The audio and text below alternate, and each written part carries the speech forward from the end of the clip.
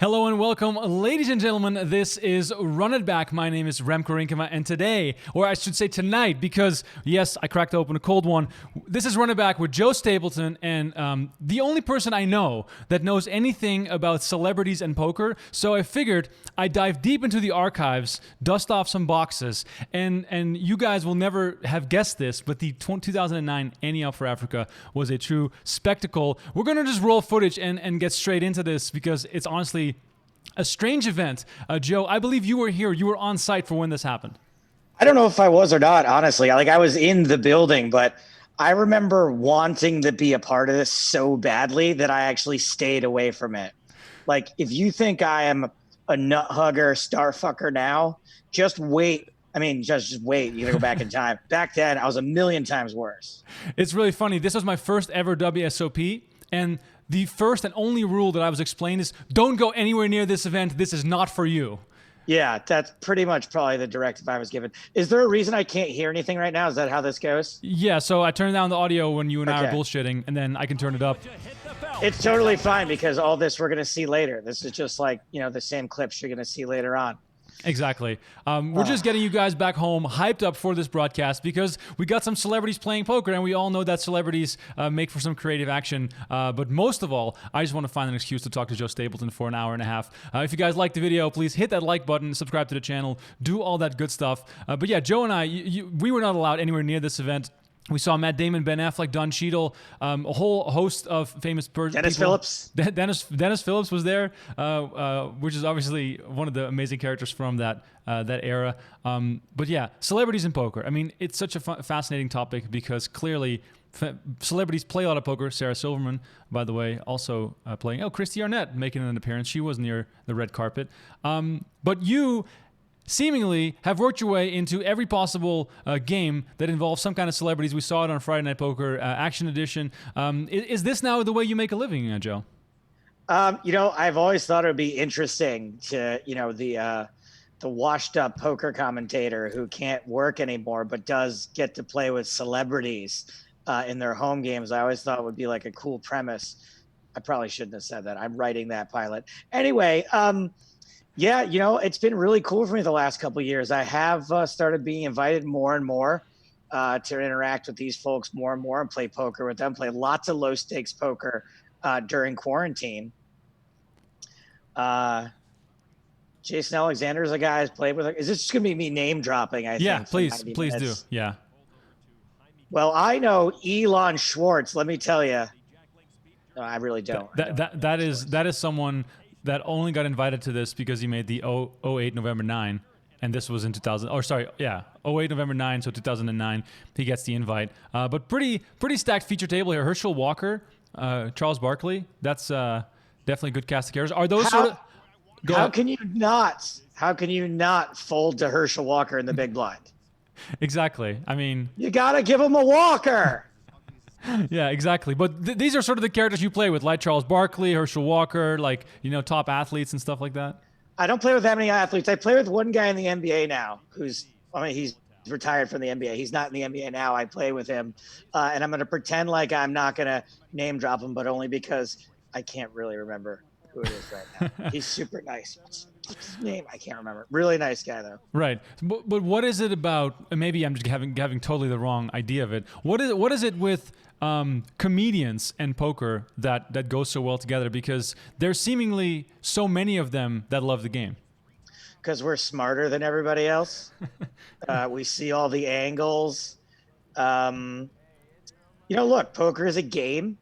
Games are fun. Ultimately, comedians want to have fun, I think. It's just a fun way to spend a couple hours.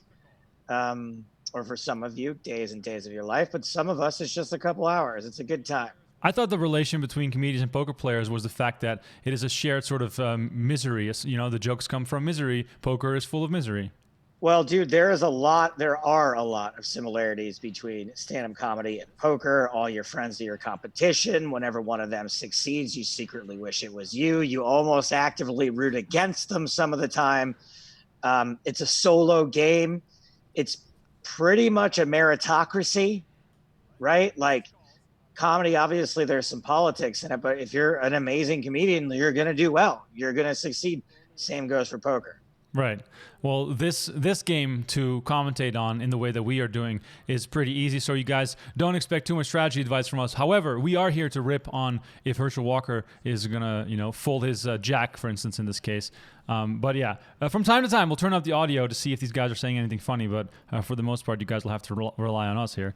Go ahead. Of all the various branches of celebrity that there are, athletes are by far the worst at poker. Oh, Stevie Z, you son of a gun. Oh, don't say blackjack with Charles Barkley at the table. He bets 2,100. So jealous Norman got to do Stevie Z commentary on to make the this. straight. Yes, the I can't be funnier than Norman. Just let his commentary play. So we just sit here and watch for an hour. And I'll just he do gives it up. commentary on Good lay down Norman's by Herschel. commentary. Both donkeys make a good leg. So, I mean, while I have you here, you're speaking about Norman Chad. For you, as an aspiring comedian and commentator, was Norman Chad someone you looked up to and was like, I kind of want to have that role on the broadcast? Absolutely. Honestly, having that when I was first around poker, like when I was there these days, right, in 2009, the thought of having Norman Chad's job was so out of the realm for me. Not even something I would have dreamed about in my wildest imagination. That no, I never did think about having Norman's role. It just never even crossed my mind. And then one day, Norman was very, very nice to me back then. Since then, he's a real son of a bitch. But back then, he actually told Matt Moran's of 441 Productions, if I ever get abducted by aliens, I want Joe Stapleton to take my place. And that little boost back then, when I had no idea what my life was going to be, being a poker commentator wasn't something that, like I said, that I even considered as a joke. I didn't even know it was a thing you could do. That Norman said that about me really kind of gave me some awesome motivation. And I've come to realize that it will take aliens abducting him for him to ever fucking retire, Norm. Jesus Christ.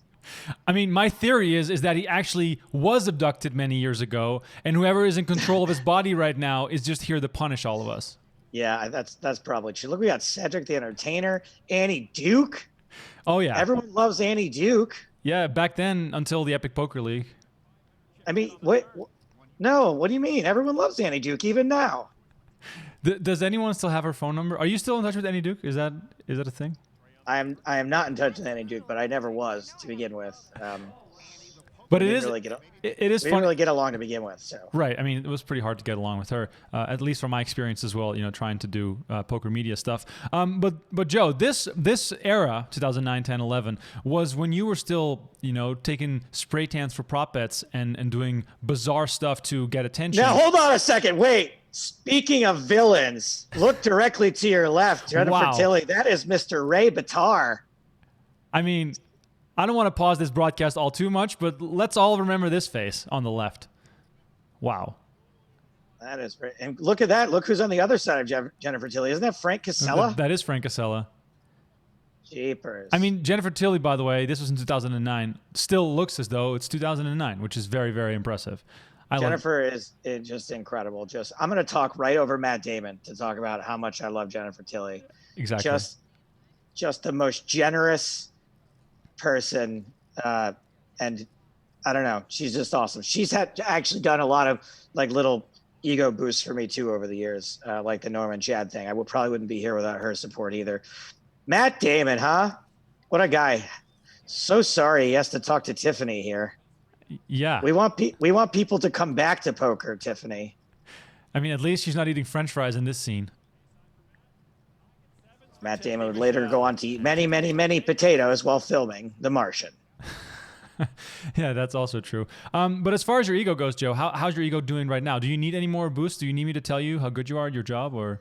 I appreciate compliments. I'm good though. Like I am in a really good place right now. Working tons. Poker obviously is one of the weirdly affected things from our current state, where poker, at least on the whole, has been reintroduced and people have rediscovered it. So in that respect, I'm doing fine. I do miss comedy. I do miss standing in front of a group of people and making them laugh. Yes, I know what you're thinking. They didn't do that in the first place, but they did. They really did. I miss that ego boost a little bit. And you trick people to pay to see you, which is also very impressive. Correct. I figured out that if people buy a $10 ticket and I buy them $40 worth of booze, that generally gets them to buy a $10 ticket. It's a winning formula. Right. It's a tremendous ROI for the people involved visiting your shows. Huge. But speaking of quarantine and speaking of this strange time that we are in, it's a good point you make about people rediscovering poker. I've never seen more celebrities on online poker events and streams and charity things. What has your involvement been like in that? Have you been wrangling these people? Have you been encouraging them? Dude, this is what's kind of weird. And I don't know how to say this without me sounding like a douche, but it is the truth, which is that, so I've been playing lots of funsy quarantine poker with lots of people, and more celebrities have been getting introduced to the games I play in. Not to say that I'm the person bringing them always. Sometimes I am. But these people really love poker and are poker fans and watch poker to the point where they go, I can't believe I'm playing with Joe Stapleton. And I'm like, I can't believe I'm playing with so-and-so. And that's been pretty cool. It's been really cool to see how interested, and it sort of also breaks the ice. It breaks the ice that, I want to ask somebody about, let's say I'm playing with Jason Alexander, and I really want to ask him about Seinfeld, right? And you don't want to be the guy, you're on a Zoom, you don't ask somebody about Seinfeld. But when they start asking me about hands that I've seen or stuff going on in the poker business, I feel totally free to be like, cool, what's going on in entertainment right now? What things are you in right now? What's going on with your work? And that's been really fun. That aspect of it's been really fun. Jason Alexander, what an actor. He's acting like he's not fucking fuming right now. Go back to Jason. Look at him. This is a guy who's won a Tony. I don't think he ever won an Emmy, actually, which is a fucking shame. But come on, look at him act. He's just like, I fucking hate you. That's the beauty of poker too, is that, no matter how much is on the line, the emotion is always right there under the surface. It's the smile, but deep down inside, you want to just come across the table and just, throw someone down. I have to do that when I play now. That's, one of the drawbacks of people knowing who you are is that when I go broke for my poker tournament, I just want to berate people, and I can't. I have to go, it's good playing with you. Good game. Hey, great call with 8 high. That was a really great call. So thank you. And all right, I'm going to go now. Good game. But at least in the online games, you can probably re-enter. The one thing that I thought was really hilarious is that Brent Hanks ran one of those games, and you guys were just like a really fun group of characters, and it looked as though you guys had all played together many, many times, but it seemed as though, some people were even newer to the game than others, and it was still such a sort of laid-back, fun experience. Do you think that, this is sort of good for poker in the long run, where we might see an Ante Up for Africa type event again in the future, because these people are all hooked, so it seems?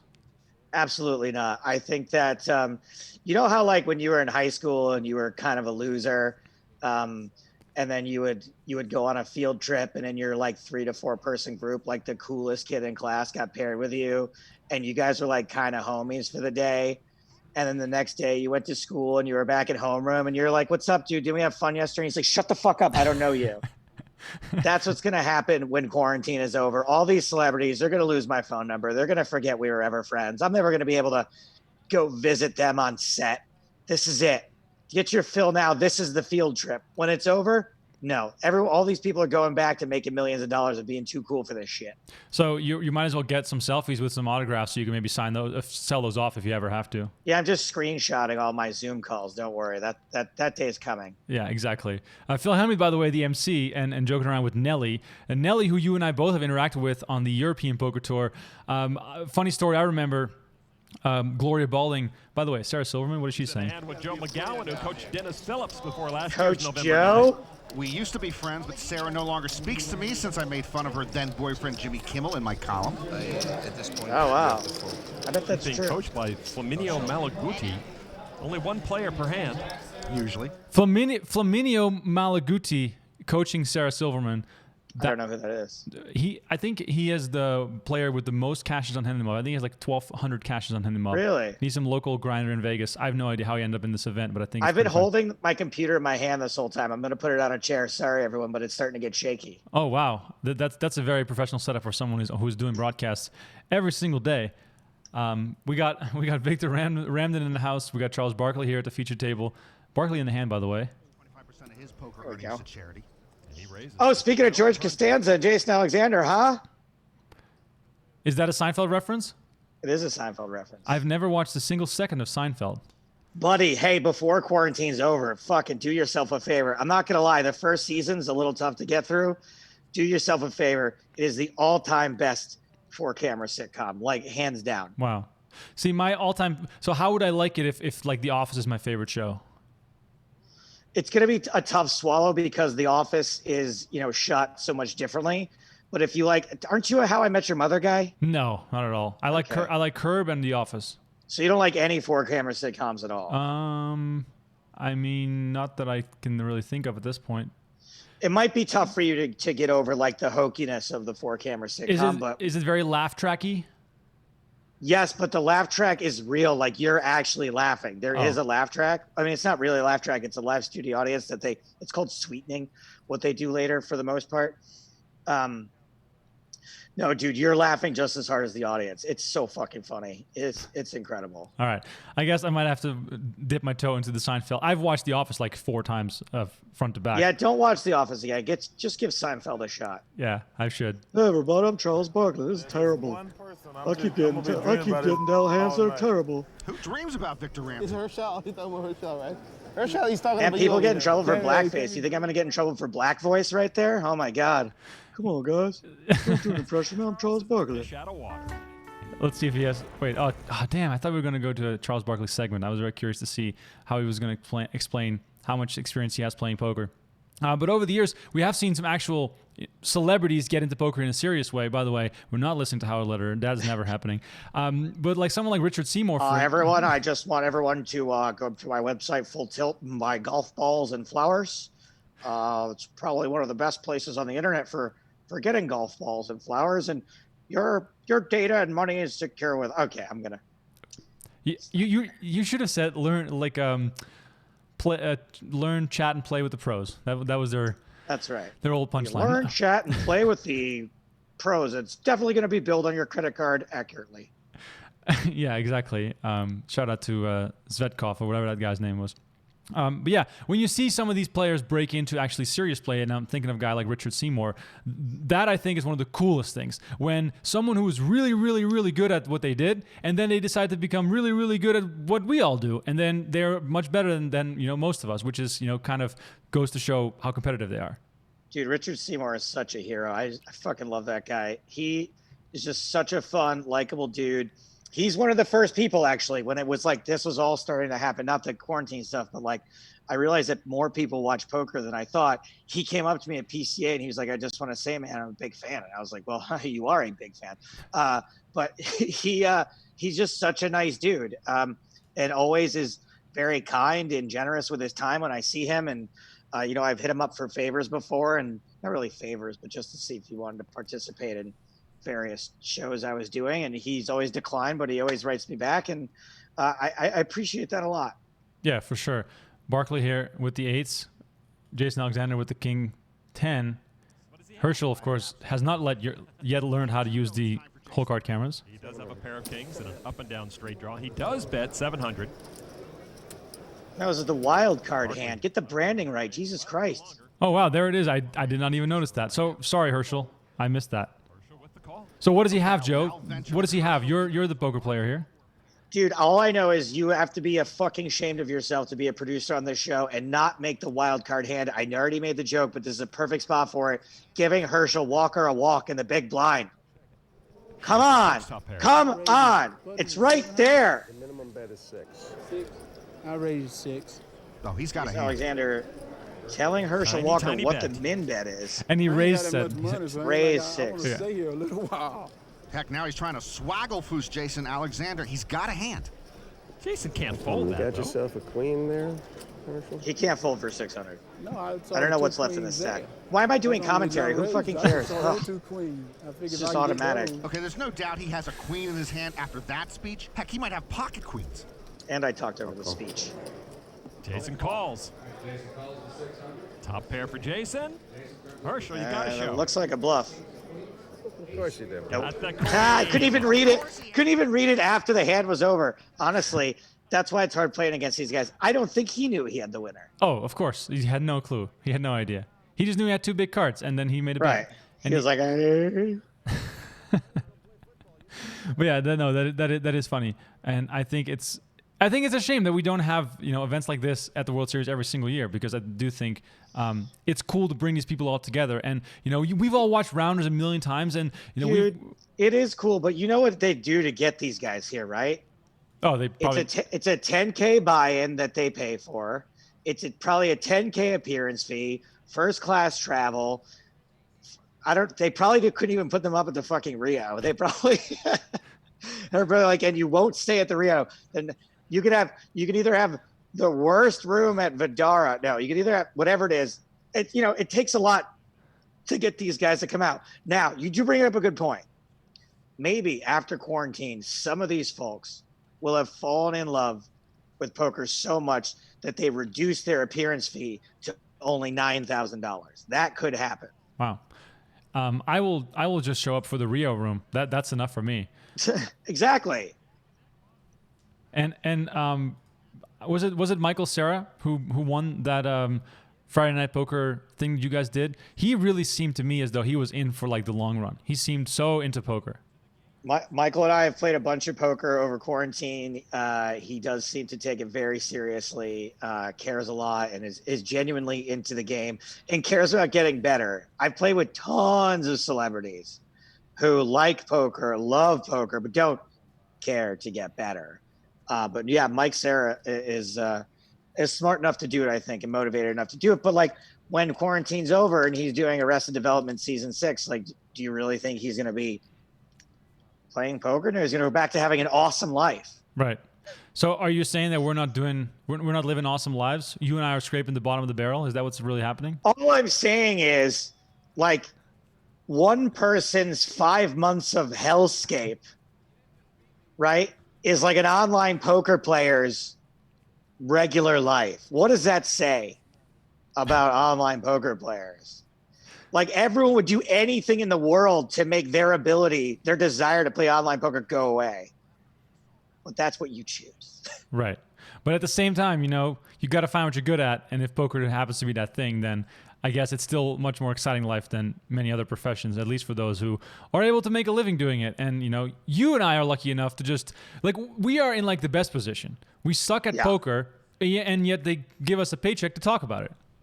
Yeah, it's pretty fun. But honestly, that's kind of how it should be, right? Like, if we were truly good at it, right? Like, look at Nick Schulman, for example.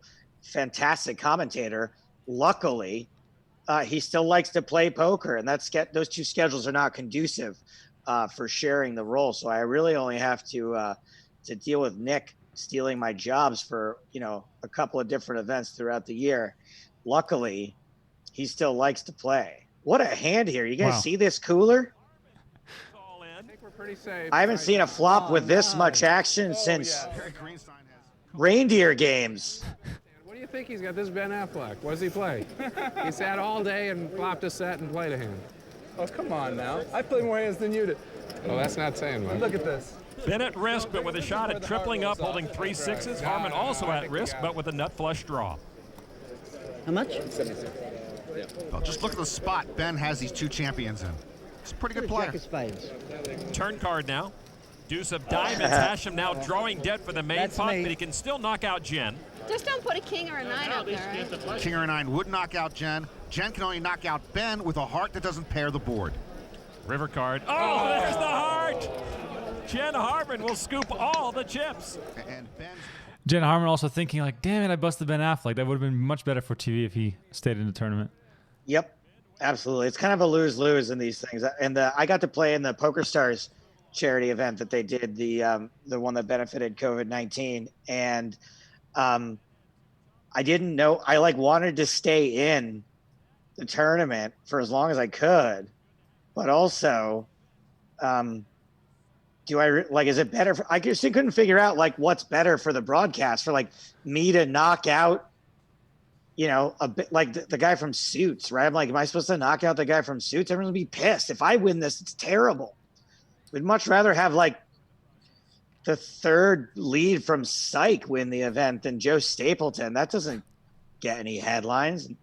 Luckily, David Costabile from Breaking Bad and/or Billions won it, so we had an actual celebrity win it. But and that event was awesome, by the way. I watched that event, and it takes quite a lot for me to actually turn on poker that's not Lex Valhouse streaming, which is always a lot of fun to watch. But that event was really, really fun to watch, and you guys had like the perfect balance of, I guess, poker play, but also engagement with these people, because you can name drop if you want, and which I know you'll do, but these people were actually also engaging with each other while they were on this broadcast that seemed so laid back and easygoing. Yeah, that was a really cool event, a very, very cool thing to be a part of. Part of it that worked really well was having the celebrities talking to each other, right? We had Bryan Cranston and Aaron Paul in the same Zoom. I forget who else was in there. I think Terry Hatcher was in there. And they talked amongst themselves, and then we were lucky that a lot of them jumped on the Zoom call with us and either were familiar enough with my shtick that they, we all interacted pretty well, or were just such professionals that they just kind of rolled with it. And I kind of like to roll the dice a little bit when I'm interacting with celebrities, and I tend to take a little bit more chances and try to goof with them, not necessarily on them, because that's annoying, right? When you don't know somebody and they fucking take a shot at you, but just to sort of goof with them. And it worked out well in that case. We goofed with Hank and with Thomas Lennon, and Amy Schumer hopped on for a little bit. And yeah, that was a really cool event. And like apparently charity. Yeah. Apparently there was charity involved. So. Exactly. Do you even remember how much money was raised? $1 million, I think. No, hold on. $500,000 at least. I know, but I'm pretty sure it's $1 million. I'm pretty sure PokerStars gave $500,000 right off the top, and then the other $500,000 basically came from everyone's buy-ins, which they put in. So right. Yeah, I think it was $1 million. And say what you will about PokerStars, right? There's a lot of complaining out there, but that's pretty fucking cool, man. Just drop a mill ball into a charity event that not only did the $1 million all go $500,000 to the PokerStars designated charity, a bunch of other money to the various charities of the other celebrities, and we got free content out of it. We got a really cool, fun thing to watch. So, I think that they don't always get enough credit for doing good things, and that's a pretty good thing that happened. I mean, it's also just whenever something changes and we're not happy with that, we'll complain and whine about that. That's sort of how things go in poker. So look, it's easy to complain about the Yankees, right? It's easy to complain against whatever soccer team has all the money, Manchester Arsenals, whoever those guys are. But when somebody's the industry leader, it's easy to take shots at them. So I'm just, and I think mistakes have been made there too in the past. So it's just good to know, it's nice to be affiliated with a company that's still just putting $1 million out there. They don't have to do that, and they do. So that's cool. Right. It is strange though how that event feels like it was a year ago, and we're still in this sort of weird situation where things are pretty shitty for a lot of people, and it doesn't really look like, it looks like we need more of these charity events. Let's be real. There's just, I don't know. It's just pretty miserable for people that want to play poker or live normal lives or just be healthy and safe. Like all those things are pretty tough right now, and it does make it turns time into this weird construct where you're just home all the time and you just really don't really know if it's Monday or Sunday or Wednesday or Tuesday. Yeah, the weirdest thing about all this has been the strange passage of time where every day is 7 days, but also you wake up one day and you're like, a month just went by. I don't even really understand what's happening temporally. Exactly. And it remains to be seen when these big live events return, which obviously is something that you and I are very excited about when that is possible again in a safe way, because it's just so hard to imagine a year without live poker. Yeah, it is. I mean, I don't really think that's what's going to happen. I think what's going to happen is it seems like the this country at least, is collectively deciding that we've had enough and we're just going to let whatever happens happen. And sorry if you're a little overweight, or if you have asthma, or if you have pneumonia, or if you had tuberculosis when you were a kid, you're called a pre-existing condition, and we don't care about you. All these people are like, hey, everyone who's dying, sure, there's people dying, they all have pre-existing condition. Like, they're still fucking people. I have a pre-existing condition. Do I not count if I die? Anyway, it's probably not what this show is supposed to be about. Let's focus on the Poker Road patches. Dude, you know what's so funny? I just saw Barry and I wrote down on my little notepad Poker Road because I want to talk to you about Poker Road. Poker Road to me seemed as though it was both, I mean, it was way ahead of its time in a way with, you know, the podcast and traveling circus and all that stuff. But at the same time, was it also maybe too late? I don't know. I don't really know how to gauge Poker Road and how that whole era played out. I mean, of course it was too late, but it was also too early. It was just, you know, ill-timed in that people look, if Black Friday never happens, and the money just keeps pouring into poker the way we thought it was going to. First of all, it came a little too late in that it, you know, came after the UIGEA or right around that time. But if 2006 had lasted forever, 2007, 2008 had lasted forever, I think it would have done just fine. It would probably be owned. Doug Benson. Oh, I asked Doug to play on TV once, and he says he likes playing poker, but he doesn't like doing it on TV. And now I have proof that he's done it. Yeah, man. Let's see if Doug says something funny. Hold on. Herschel Walker, who was Apparently recently Norm seen on did, though. Celebrity Apprentice. Yeah, you know, it probably been scooped up by, you know, whatever. What's the Barstool or something like that? Right. You know, it'd probably be a part of Barstool or the Ringer or something like that. But the good news is this. I still got what I needed out of it. And I don't mean to say that's like such an asshole, but like I got, you know, it's in the poker industry, people watched it, people looked at that stuff more than I thought. And luckily, the folks who were a part of it, at least on the lower side of it, all went on to do things that they wanted to do. Huff went on and did things he wanted to do. I went on and did things we wanted to do. Ali went on and did things he wanted to do. Cord Harrington went on and did things he wanted to do. You know, Barry unfortunately left holding the bag with this business. Joe Seabach didn't have very good times immediately after Black Friday, but he's off and very happy and married and living his best life. So, you know, while that site wasn't exactly a success, all the people that were a part of it were and did become a success. So I think that's, you know, you can't discount that. You can't forget about that. But it is sort of interesting that, you know, you guys were doing podcasts before podcasts were podcasts. And, you know, Bill Simmons always talks about I was the first to do sports podcast, and always made me think of you guys because I feel as though you guys were even before that already with the podcasts and the shows and the traveling with the mics and John V on the mixer, like in the hallways. John V, yes, love that guy. Yes. So like my earliest memories of being at the Rio was seeing you guys in the hallway yelling at each other every single day. Yeah. You know, and I had another podcast at the time. Part of my deal with Poker Road was like, look, I'm going to do these jobs for you. And they paid us an okay salary for being kids that weren't really doing very much. But I said, part of what I want as my pay is me and Huff want to do our own podcast or a non-poker related podcast. It'd be one non-poker related piece of entertainment we put out on Poker Road. And Barry and Joe agreed. That podcast, had we continued it, I would be a millionaire for sure. Really? For sure, yes, because the Joe Rogan podcast, which he just sold for $100 million, whatever it is, we used to beat Joe Rogan. No way. Not all the time, but every once in a while, iTunes top 10 comedy podcasts, we used to beat Joe Rogan.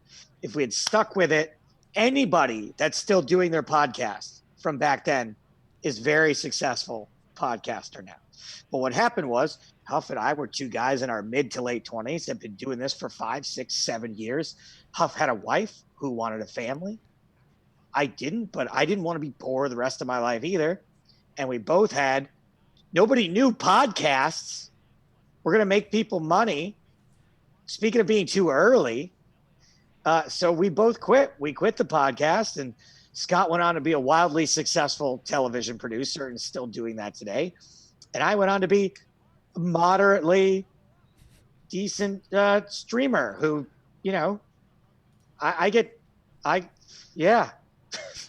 You can afford to pay rent in LA, which is a huge win. I can almost afford to pay rent in LA. Yes, I'm very close. I'm like $5 shy every month. And you have 4 roommates, right? I do have a roommate still, 38-year-old international television show host. My roommate is my girlfriend though, so I'm not sure if that counts. As long as she chips in for the rent, I'm okay with it. Oh, she does. Okay, good. I'm a feminist. Yeah. We got The Entertainer, as it says on the graphic, all in. We got Sarah That's Silverman. his last name, The Entertainer. Exactly. Goes to speak to the structure that we're seeing this many all-ins. There's a flop. Cedric 7th hold up. A flush draw for McGowan. Yeah. I love how Cedric is just immediately tuned into getting a massage at the poker table. Somebody get Marvin Hamlish on the phone because I'm in need of The Entertainer. Sarah needs a dodge. 3 people will get She's that gone. job. Cedric looking to dodge an ace, 8, or heart. Sarah can't stand the pressure. The river card Ace on the river. is an 8, and so with a pair of eights, McGowan and Silverman split the main pot. There we go. Tony G, very young looking. Man, 2009 feels like forever ago when you look at this footage. It was, Legs. It was forever ago. Wow. Like I said earlier, my first WSOP, I was 21 years old at the 09 WSOP, reporting on the 40K where Lex made the final table, and I thought that reporting on poker was going to be the coolest thing forever and ever. But that was maybe the peak. That Was it? Yeah, right. Yeah. No, it kind of took a hit after that. Helmuth on the mic still. I'm seeing all these events, which is really funny. Cheadle's allegation, but one thing is for certain about Sarah Silverman, she does have a sharp tongue. I'm old hat at poker in general. There's a game in New York of comics and stuff. That's been every Monday since I was like 20. Am I going bald? Look at that. What's that? Could we have a benefit for this? That's how I know Norman Chad, because he's best friends with William Stevenson, who plays in the New York game. He's a real curmudgeon and a total character, and it was fun. We'd plan his little apartment, and whatever his current Asian wife would be in the other room. Let me just back up. I think he's only had 1 or 2 Asian wives, but he does like all sorts of women from all over the world. But I don't think he's married a Jew, and I take that. That's probably for the best. It's probably smart that he's had this mustache since I've known him, because he's kind of like staying with it until it's fashionable again, and it really has come around. I know I haven't finished the sentence, but do you know what I mean? I mean, do you have to draw a whole circle for you to see a circle? I don't even know what to say. I'm still focusing on my bald spot. Sarah remains my favorite. I mean, Yeah, that was funny. she's so good. That was really, really funny. Wow. Man. Do you think she watches other poker? Do you think she's seen us maybe in some poker content? Sarah, let me direct myself to you right now. Thanks for watching. We really Do you think appreciate she's a it. PokerGo subscriber? Oh, for sure. Has to be. I'll look at the directory, see if she's in there. I mean, it's only 1 or 2 pages long, right? Of course, very long pages. Very long pages, though. Very long pages. But it is, I mean, Sarah Silverman is really funny. We can all admit that. That definitely is something that is easy to see when someone is natural on camera like that and just goes off the cuff and just gets us both to laugh. And all you're thinking is, man, I wish I was that funny. Yes, absolutely. I was 100% thinking that. Like, if I was given the opportunity to do that interview, would I give that funny of an interview? Probably not. There you go. I'm glad we established that. I also find myself looking at what she said there through the 2020 lens and being like, would she say that now about the Asian wives? I'm like, why not? It's not actually racist just because there's a race name, because there's like a, Right. a race named in it doesn't make it right. No, I don't think so. Like, yeah, it's fine. But would she do it? Would she be afraid? Like, I just know now I'm almost never going to put the word Asian in a joke ever just to play it safe. So is your excuse basically like, sorry, I wasn't this funny tonight, but I had to like cut most of my good stuff? No, I think it's I really don't think like having that thought in the back of my mind, like, hey, don't be insensitive, really hurts comedy that much. I think it hurts off the cuff, easy comedy. Like it's really easy to make a joke about something like that, but I don't think overall like it really hurts that much. It doesn't bother me. It's like a puzzle, like a brain teaser to be like, okay, how do I make a joke here without saying something that's probably gonna like upset someone? You know why? Not because it's PC gone mad, because I don't want to upset anybody.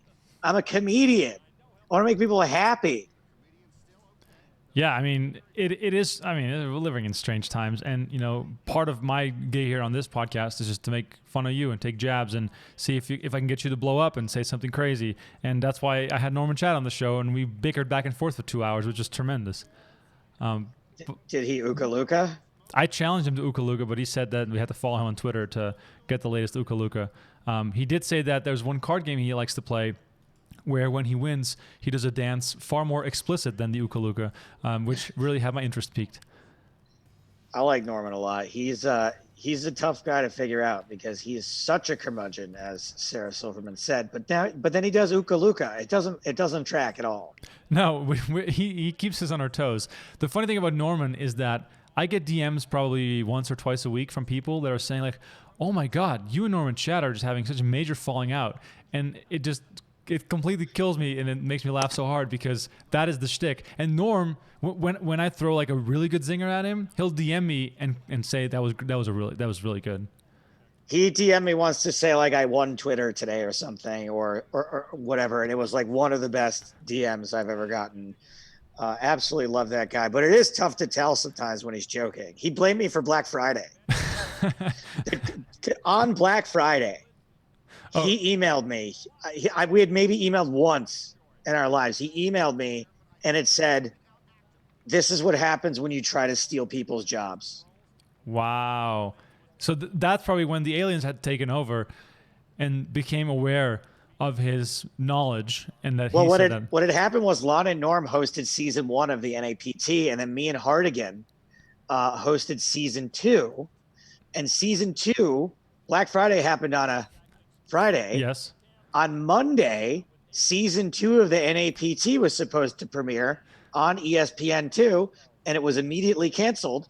And that's when Norman emailed me. Wow. I mean, that's very strong. He might win this game forever as far as throwing jabs, because that's like a knockout punch. That is just a complete uppercut. Like I to this day, I haven't asked him if he was joking or not. Well, what I'm curious about now is, did you ever get paid for those shows because they never aired? Yes, I did. Poker Stars was incredible during Black Friday. They said these shows aren't going to air. We're still going to record them. We're still going to pay you. Don't worry. And I was like, holy. And that's when I discovered there was other parts of the world besides America. Yeah, because your EPT venture did not start until after that, right? Correct. I mean, Correct. It didn't start till long after that. But they were like, yeah, no, the shows are still going to air, just not in America. And I was like, what? There's other places besides America? And they said, look, we're done making things in America, but we still do English language programming in 20 other countries around the world. Something called the Europe. And I was like, European Poker Tour? What's that? Is it weird? Are the chips a different shape? The coffees are smaller and stronger. That's the biggest difference. And you don't have to tip as much. Or not at all. Give me your top 3 ranking of European cities you've gotten the most drunk in. London probably number 1 because you lived there for a while. But it's the last time I was in London, I puked. So that's up there. I don't puke very often. European cities I've been the drunkest in. Where have I actually needed? Probably Barcelona. I definitely have had problems in Barcelona. I think Monaco might have been up on the list. Oh my God, Monaco is probably in there. Yeah, for top 3. Right. The Ivy story from Monaco. Yeah. is a top drunk night for me for sure. Let's revisit that night because You know, I've heard this story before, but, you know, for all the millions of viewers right now tuning into this live show who have not heard Hey this guys, story. I gotta go. I'm out of here now. Thanks for playing. Oh, it's terrible. I can't believe that river card is terrible. Sorry, go on. No, I just want to hear the Ivy story again in Monaco, because that is one of the funniest things I've ever heard. And oh wow, Charles Barkley just hit himself in the head. Because clearly, you know, this is something that you and Ivy still talk about to this day. Oh yeah, no, we text about it constantly. He's you know what's weird about Ivy is that sometimes he'll text me and then I'll answer him and then he'll answer me in an Instagram DM and then I'll answer him there and then and I'm like, what are you doing? Why are we running around? He's obsessed with me. Anyway, right. Yeah, the story's been told a few times. I'm not sure that I want to bore everybody with the long version of it, but long story short, me, Ivy, Negreanu, very, very drunk in Monte Carlo. Daniel slaps Ivy across the face. Ivy doesn't kill Daniel. Daniel slaps Ivy across the face again. Ivy doesn't kill Daniel. Daniel needs to be brought to his room basically on a stretcher. They're both playing the 100K the next day. Both have swapped like a big piece too. And then I'm a little bit like, I would have hung out with Ivy like 100 times. This guy never remembers me, never remembers who I am. And the next day I run into Ivy in 100K and he's like, yo, come here. We talk about the night before. He reminds me that he owes Daniel 2 slaps. We talk about the fact that they swapped. He told me that the full tilt story is way more crazy than anyone would ever believe, and that one day he hopes that people know the real truth and maybe he'll tell me. And I go, all right, man, I gotta go. Good luck, Phil. And he goes, no problem. Thanks a lot, Jason. Oh, it's one of my favorite stories. It's just perfect Ivy. At least he remembered your face. That's at least a start. For that one day he remembered my face, yes. Exactly. I mean, you were even with Poker Road for so long, which, you know, Phil was also usually involved in because of Barry. Yes, it was rumored that Ivy was an investor in Poker Road and that technically he was the one paying all of our salaries. So not sure if that's true or false. I think at this point it's probably okay to talk about the rumor of it. I don't think anyone could get in too much trouble for that. But yeah, apparently he was like a silent partner in Poker Road. And that's why we had Life of Ivy. Right. But also probably you put Phil Ivy on your resume then as your former employer. Dude, I totally should do that. Totally should do that. I think that would be really funny. Hey, this Wilson guy, you know why he's a celebrity? No. You know why he's a celebrity? Wait till they show his face. You'll know once you see his face. Check. Ooh, slow plays again. I might have bet there. Matt Right there. hoping Recognize him? Wilson bets again. I'll check. Something Recognize tells me that I should, but no, I don't. His face was the one they used to make the volleyball in Castaway. He is Wilson. It was his face. He is Wilson. Now I from see it. Castaway. Yeah. Now How I did see we it. get him? I have no idea. The hand just fits perfectly right there. Exactly.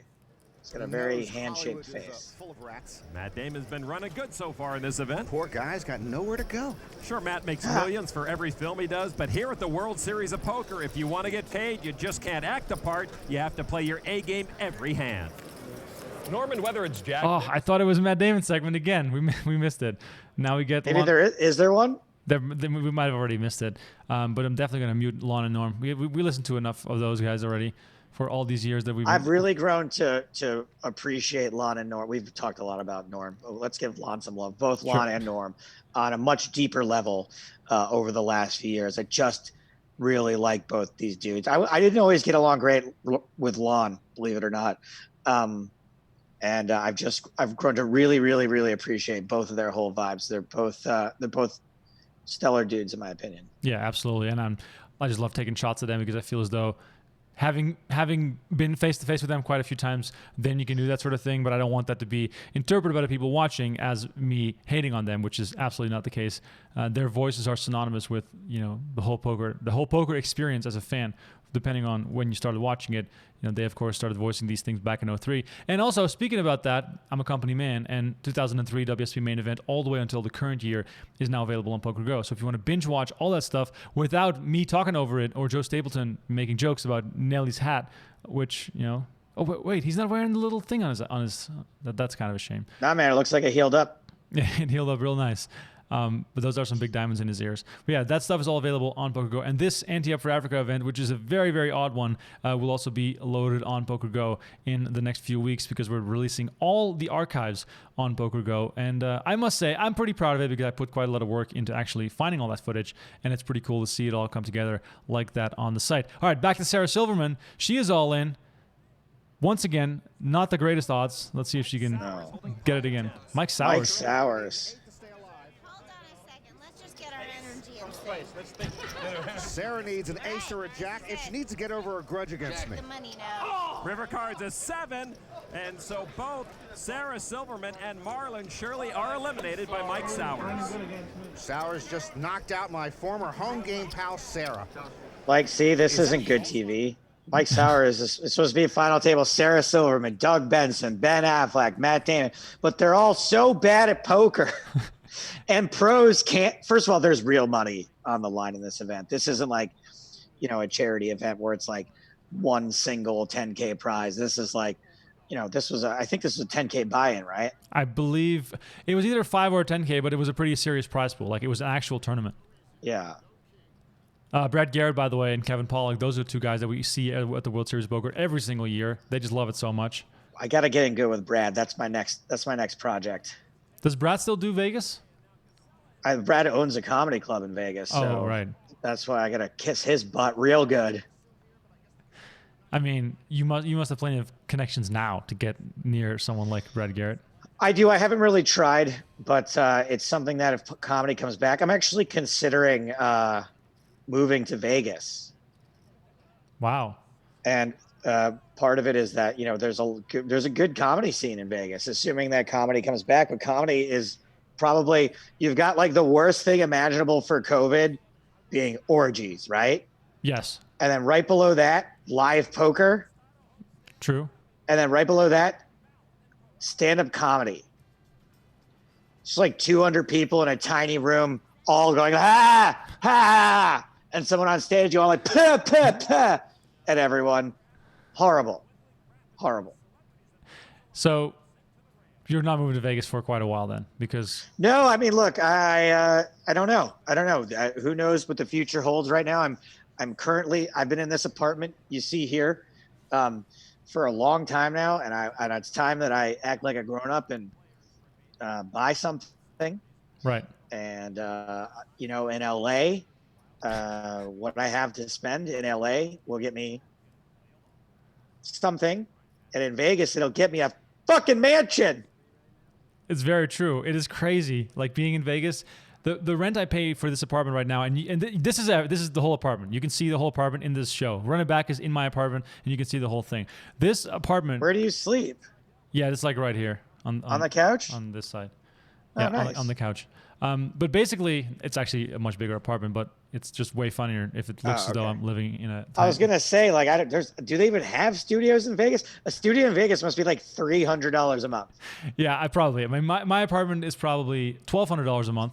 I don't exactly recall what the exact rent is, but basically, when I was living in just pocket change. He doesn't need to know how much. Keep the change, you filthy animal. But the funny thing is that in Toronto, I was paying about 3 times as much for less, which, over here, that's why the $1,200, whether it's $1,253 or $1,283, I still feel as like I'm stealing from someone because I have a pool and a gym and I have, covered parking and all this sort of stuff.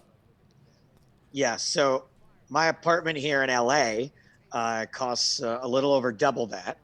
And, and if I got a mortgage in Las Vegas and spent what I'm spending on this apartment, that's like a really nice place. That is true.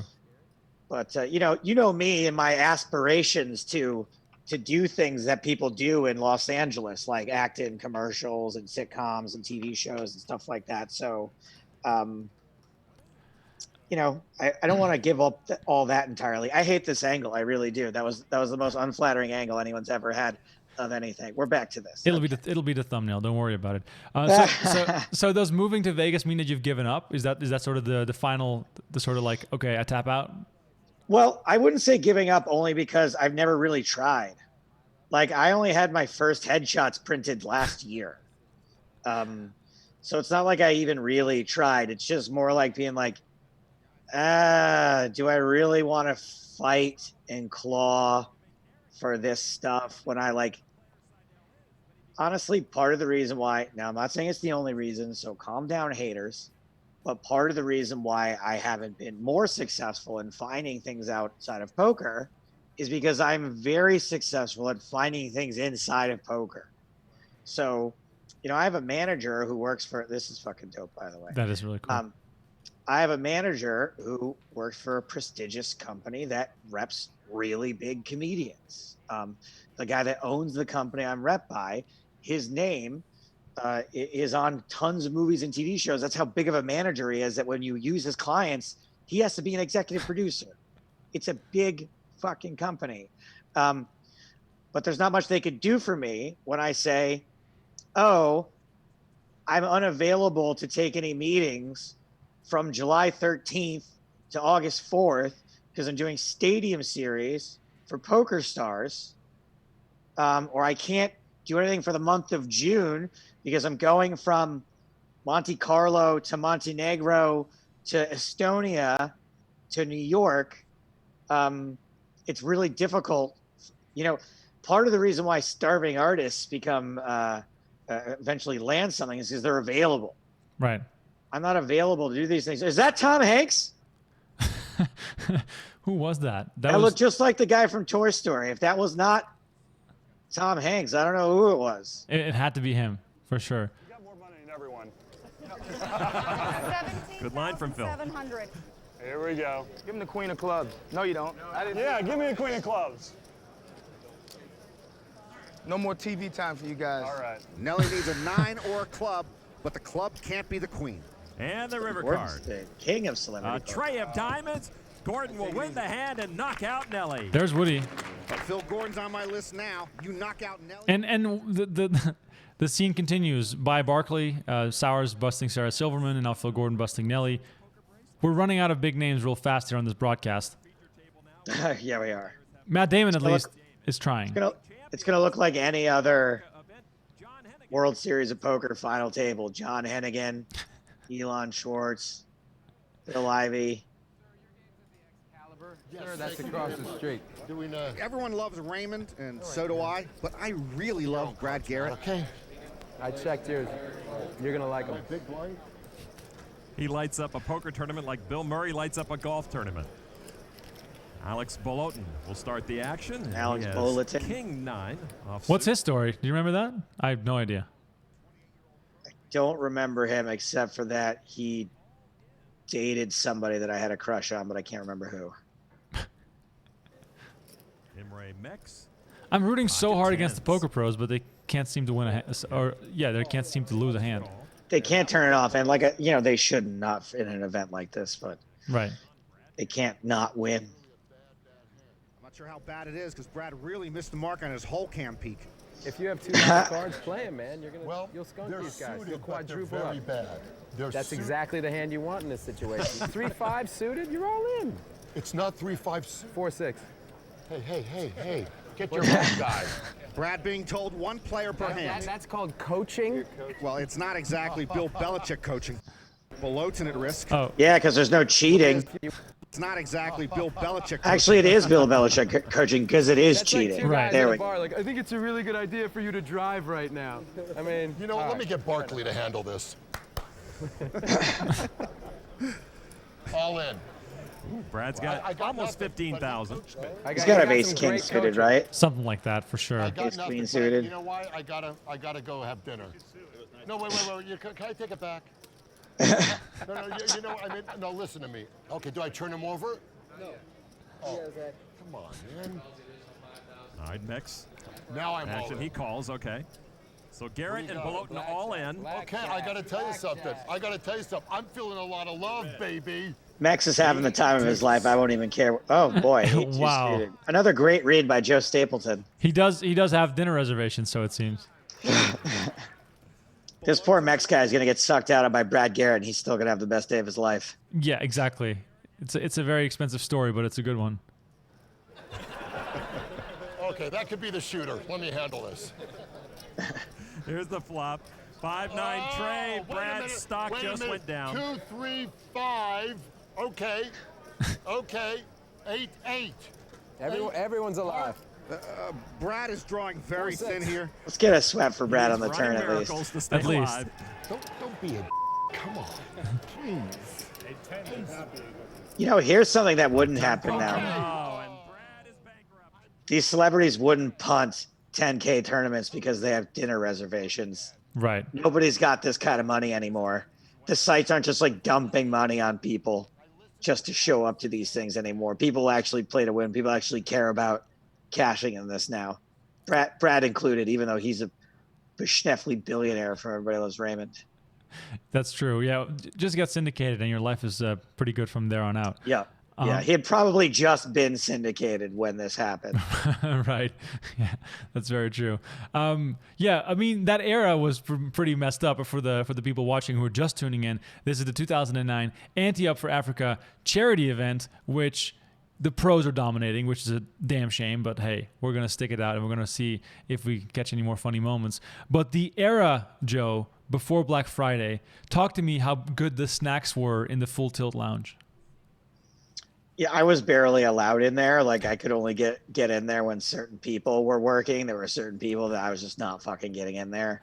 Dude, there was so much money back then. It was just insane. Okay, here's what I can tell you. The 2009 World Series of Poker, I worked for Poker Road, and we didn't have a lot of money, so we didn't fuck around. But 2008, I worked for a company called Poker Wire, right, which was owned by Full Tilt. And at the end of the summer, I turned in my expenses, which was only room service because I never left the Rio. I turned in a $36,000 room service bill. No. And I was asked exactly 0 questions about it. Fuck, that's insane. Holy crap. So you had filet mignon for 50 nights in a row. We used to have lunch meetings, right? We'd be like, well, it's a meeting. We should order lunch.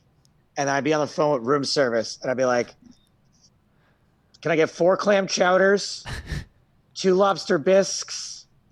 One guy would be like, I want cereal. Give me 4 bowls of Frosted Flakes, 2 surf and turfs, a filet mignon, a fettuccine Alfredo. Guys, should we get pizza too? I kind of feel like we're going to round things out with 3 large pizzas. That was every single day, just completely taking the piss, just completely disrespecting them. It was fucking, luckily it turned out they were disrespecting everybody. And so all's well that ends well. But yeah, we had a really good time. It goes to show why you were working for Poker Road the following year, not for Poker Wire. Well, Poker Wire didn't exist anymore because the UIGEA happened. Oh. And it seemed like all of the sites were like, oh, well, this is the end for us. We better like stop spending money. So they killed Poker Wire. They killed Poker Wire Radio. And speaking of Full Tilt and misappropriated funds, Chris Ferguson, everybody. So they killed Poker Wire, but then it turned out that Poker Stars and Full Tilt made more money than ever because they just ignored the U.S. government. And the money didn't dry up quite right away, but they used that as a reason to. Right. Yeah, and it was Party Poker leaving the U.S. that made those guys make even more money. Correct. And as well as the shady sites such as Absolute Poker, Ultimate Bet, and plethora of other weird sites over the years that we've seen come and go. Yeah. But yeah, it was definitely a strange era. I got to see just a little bit of it before it all collapsed. But yeah, shout out to Steve Wong for taking me to the Full Tilt Lounge a couple times during the summer. S18 was definitely making the most of his Red Pro status, getting free food every single day at the Full Tilt Lounge. I was dating Christy Gaze in 2008, so I had full access to the Full Tilt Lounge that year, but the next year, not as much. That's too bad because that was definitely worth it. And those times are never coming back. So if you've missed that, it's just never happening again. The trick is to find the next industry where people are just, I think it's video games right now. Still? Or like, I think so, right? I mean, it could be, but I also feel as though video games are like already so established. Yeah, no, they're not new. That's for sure. We need to find the new thing. Like, I guess TikTok would have been, they're not really spending a lot of money. I don't know what it's going to be. That's the trick. Figure out what it is and be under the ground level of that. I was gonna say that is part of the problem is us doing this and not knowing what the next big boom is going to be. By the way, speaking of new booms and new ventures, I want to bring up this real quick. Pep Talk. My good friend and my former boss Sam Simmons involved with Pep Talk, and from seeing this as it was just announced, I think that this is an awesome idea, and I think that a lot of people are going to either enjoy it or straight up benefit from it. So give us a little bit background on that, because I saw your name on the list. I'm honored that Sam asked me to be a part of it, and I said yes only for that reason, because he asked, and I want his venture to be successful. I want this company to be a success for him. I'm not going to lie, Remko. I feel kind of like a fraud. Wow. I think it's kind of weird that someone would pay money to talk to me. And Sam did a good job of explaining why it's not that. He was like, these are people that are motivated. These are people that have specific questions. They're getting their money's worth. They're getting their money's, they're getting something they want. So it's a weird situation for me, because especially as much as I want Sam's business to succeed, as much as I think it is a good business, it feels really weird to promote it. Why? It feels really weird to be like, hey guys, check out this website where it's $20 to talk to me for 5 minutes. Like, I get why people would want to do it. And I think that people can certainly get something out of it. And you know what? Funny story. I've only done one, and I felt so weird about it that the guy paid for 5 minutes, or 10 minutes, I think. I talked to him for like 25 minutes. And when I was done, I sent him a care package full of books. I sent him Maria Konikova's book and Martin Harris's book and another couple of books that other friends outside of poker have written. I always buy like a bunch of copies of books when friends write them. Hey, Matt Damon, everybody. He's gone. Seidel got him. So anyway, between these books and the shipping, sending the books to him, I think the shipping was like $45. I had a net loss of like $50 on this interaction. That's how much I wanted to give to this person who spent their hard-earned money just to talk to me. I'm like, no, you take more of this. You don't give to me, I give to you. So it sounds as though you're the perfect person for this, and I think people are going to subscribe now expecting books in the mail. But at the same time, you also have to, I think, realize that, the career path you have been on and are still on, and all the things that you've been through to get to this point, those are all things people can learn from no matter where they are on their path. That's true. I just think that people who are successful sometimes chalk up their success too much to their own decision-making. I think that it's entirely possible for even someone such as myself to have been successful in spite of the mistakes I've made, as opposed to only because of whatever the opposite of a mistake is that I have made. I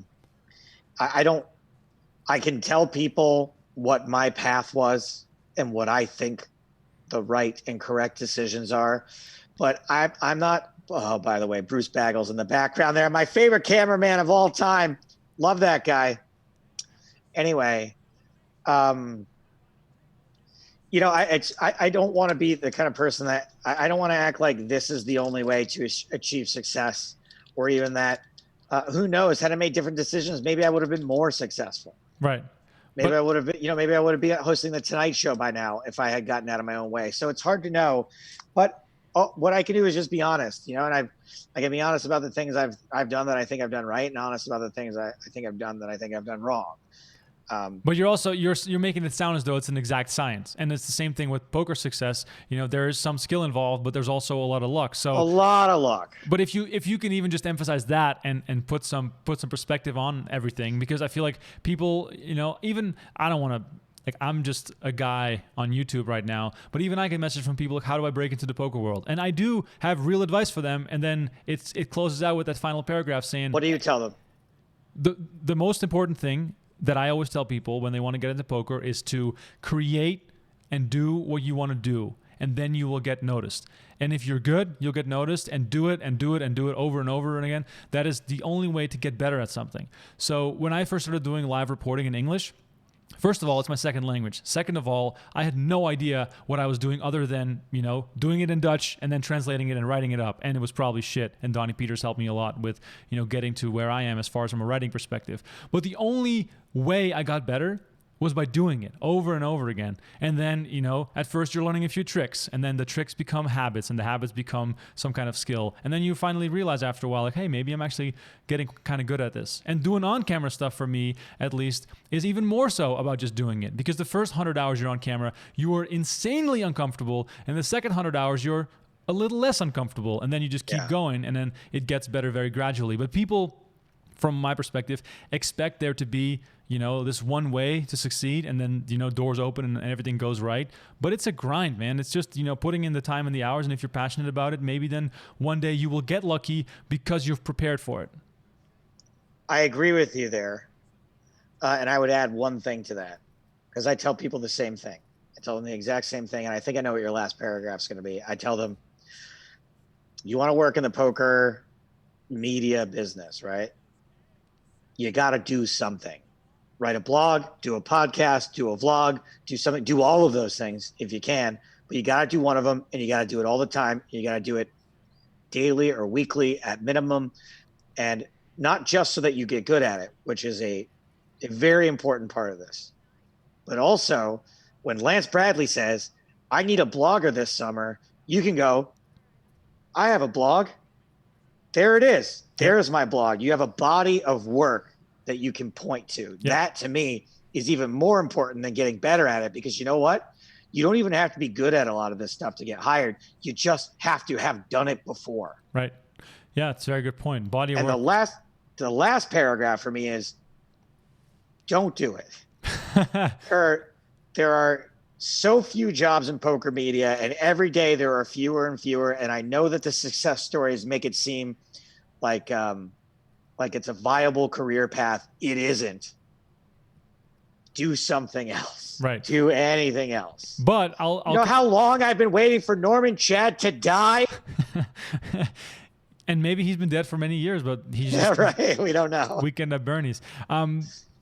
Very, very possible. But the one thing I will say is that there is no other industry, at least as far as I know, that will allow you to travel as much as what poker has allowed me to do in all those years. And, I got also paid no money for the first couple of years, and I was losing money every time I came home from Vegas after working for 7 weeks. But I also loved it, and that's the most important thing. If you love what you do and you want to sort of, you want to be in that environment for quite a few years. And I also don't know how this became a coaching session where you and me are talking to a hypothetical person who may or not be watching this just because they want to see Matt Affleck or what? Wait, Ben Affleck. See, I'm too much poker. I said Matt Affleck, but it's Ben Affleck.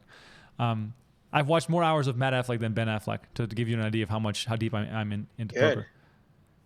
10,000 hours, buddy. Yeah, exactly. No, but still, I think that's good advice for everyone. And I think you can apply that to any field. If you want to get into anything that's creative and content-based, body of work, and just grinding and just working on it, that's the only thing that really works.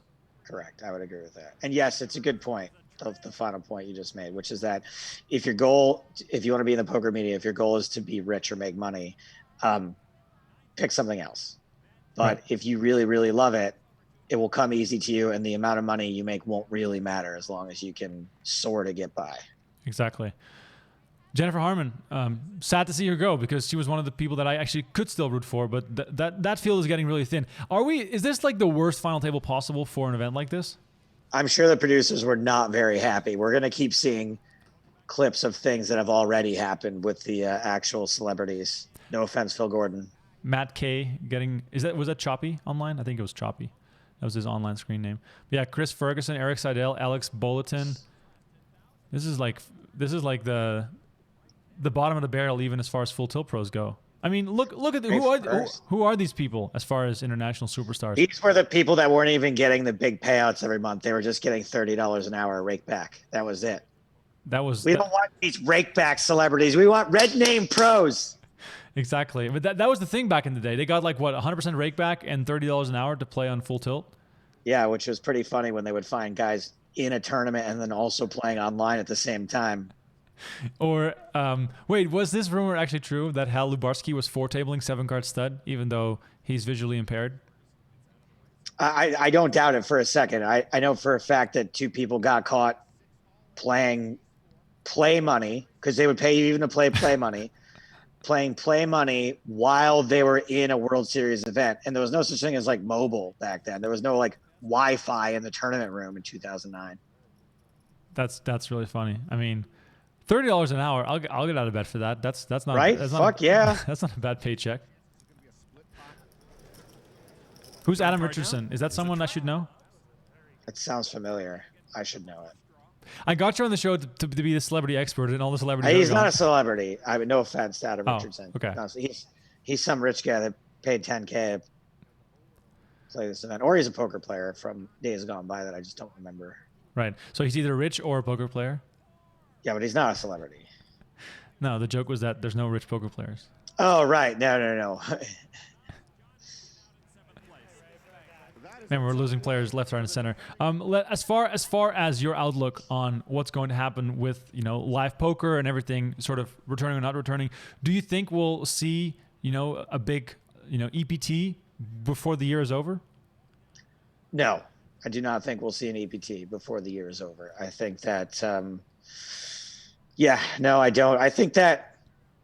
Look, wait. and This is probably fun. This is probably funnier than what we were about to say. Yeah, let's listen to this. You were expecting Joan Rivers here on the red carpet. No, thank God. How's wife number 6 doing? Thanks for the mention. I've been married 3 times. Do you think you can catch me? Ben also told us that he's responsible and wrote most of Good Will Hunting. Care to respond? You've told people that you're really the one who wrote Good Will Hunting. Isn't that not true? That's also false. He was asleep most of the time. I was up banging away on the computer. The guy was dead asleep. How have things been? Fine. This is good. Red carpets are hard.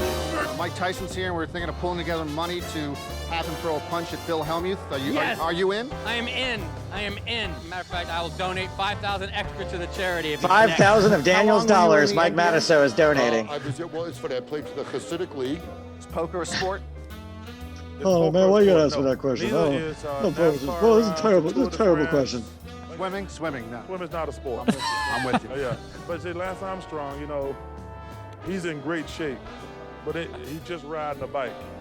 Still play poker with people I can't play poker with anymore because they won't let me come because you're there? Yep. And it's a blast. Lon McCarran here at the Ante Up for Africa. This should be one of the best events of the year. Lon, what do you think?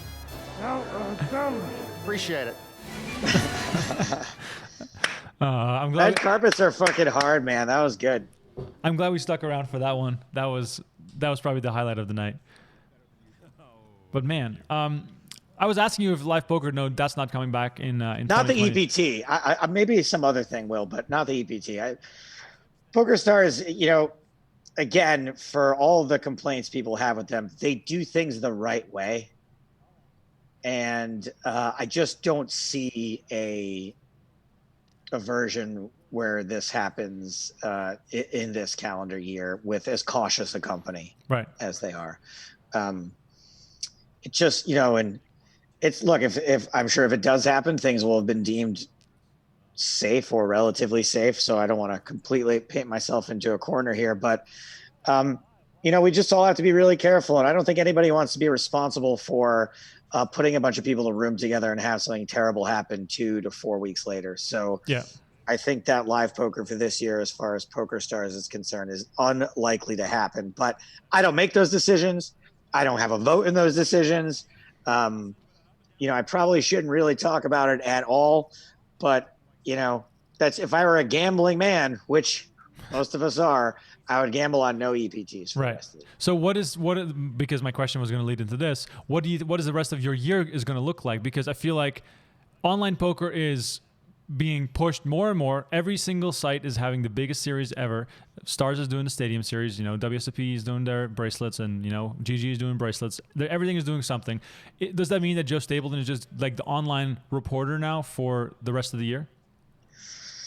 That's what we've got for now. And PokerStars has taken a lot of time to make these broadcasts look and feel as much like a real TV broadcast as they can. And I think that they are succeeding in that endeavor. We are succeeding in that endeavor. So, it's better than nothing. Is not quite as fun as doing commentary over live people, seeing their faces, seeing their celebrations, hearing what they have to say to each other. Yeah. Nothing's quite as fun now as it was before, but I'm very grateful that these things are happening. And when Stadium Series is over, allegedly, we're going to work on some more stuff, some more cool stuff to put out there. So I can't really say what that stuff will be just yet, but I know that we're going to try. We're going to try to get some more stuff out there. If there's not going to be an EPT, there will be other cool stuff. Right. What has the engagement been like with the people watching these streams? Like, is it sort of the same type of like atmosphere and environment interacting with the fans and the followers? It's a little different in that, first of all, most of them are watching Lex. Second of all, there's online poker so fast. There isn't really time for fun and games. You can't do anything between hands. You can't do anything when someone's tanking, right? If someone takes the maximum amount of time they can tank, it's 5 minutes. And then after that, it's like, 25 seconds for the rest of the day. So it's a little bit less interaction, a little bit less room for goofing off, for prizes, for contests, for playing fun games with the audience. And we got to focus on the poker, and that's okay because the poker's pretty cool too. Right. The Stadium Series has a cool format, and that's a lot of fun. So, I would like to see us figure out ways to make it a little bit more engaging in the future. But for now, it's still pretty good. It's still a pretty cool game and pretty fun to see people get awarded tens or hundreds of thousands of dollars without leaving home. And it is kind of nuts when you think about it, because this situation forced everyone to think on their feet and to create new things. And, hopefully everyone's safe and everything goes well. But in the future, I think, poker as a game will only benefit from all the advancements that have been made during this period of time. I mean, think about it. We got Cards Up online poker coverage. Right. Pretty cool. We got that out of the deal. That's something, we got home games. Home games is something we got out of the deal. That's pretty cool. Everybody's playing home games. And you got to rub elbows with more celebrities than ever before because they had nothing else to do. That is true. I've personally been followed by more celebrities on Twitter over the last few months than ever in my entire life. I have started following a few of those because I thought they were really funny after seeing them on the streams, the games. Michael Ian Black, probably my new favorite. Yeah, well, I hope you're a liberal cuck, because if not, you're gonna hate some of those follows. Yeah, well, I'm from the Netherlands, so you don't have to worry about that. Us libtards. Yeah, exactly. Which we should not probably be talking about the world on Twitter or the world at large, because that's not what people are here for. But it's also very very depressing. That's all right. We don't have to get into it. I just know that you're a liberal cuck. It's one way to put it. It's also funny to see how terrible the structure is of this event, and how Alex Bulletin has the 7-3 off, making a wheel. I'm gonna go out on a limb and say the structure probably changed every time an A-lister went broke. Yeah, that's probably why. With 8 minutes left in the broadcast, we were still 5-handed, meaning that they pushed all that other footage in at the start. Adam Richardson was definitely a poker player. He's familiar. I don't remember. I feel bad that I don't remember more about him. Oh man, he four flushed him. He makes the flush. Four flushed Eric Seidel. Oh, it must have been a 5K buy-in if he only gets 50K for finishing in 4th place. That's very smart. I wouldn't have been able to figure that out. It just doesn't seem like enough money. There goes the real star of Rounders. Exactly. Rounders is still the best poker movie, right? I mean, I saw some debate on Twitter the other day, and there's no debate. It's debate. What's the second best poker movie? All right, we got ourselves a debate. Right. That is actually quite a good debate, because there are not many movies that get even close to Rounders. The tougher question is, what is the worst poker movie? I mean, that is a real debate. You would have a hard time arguing your case. Do you have one?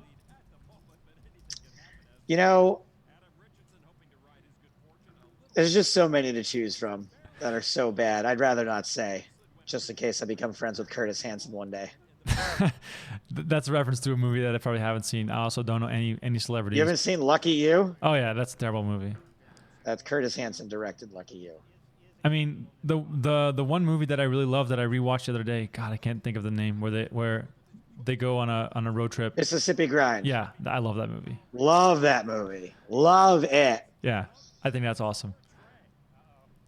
I think it might be the second best poker movie. That would be my pick, especially because it's hard. A lot of movies straddle the line, right? Over what's a poker movie and what's not. How much poker does it have to have in it? Like, I would argue Molly's Game, not really a poker movie. Right. But like in Molly's Game, what they do well is have this sort of red line that has poker, and then the poker scenes are really cool.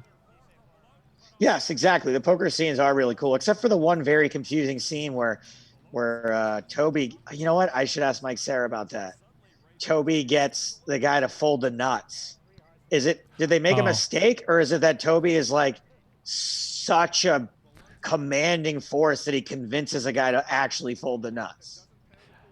I don't feel like that scene was conveyed terribly well, but the rest of it I really loved. Right.